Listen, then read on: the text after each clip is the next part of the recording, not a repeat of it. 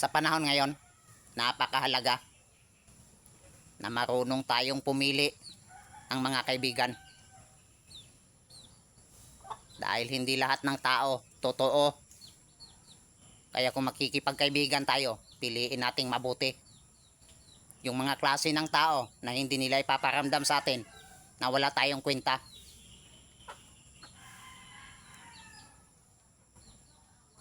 Yung mga klase ng tao na hindi marunong mangmaliit ng iba.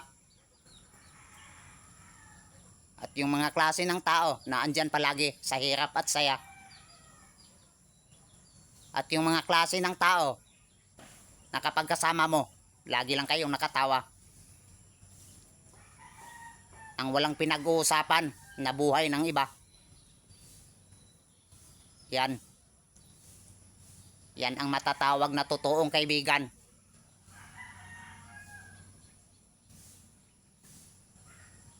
Mga simpleng tao, pero totoo.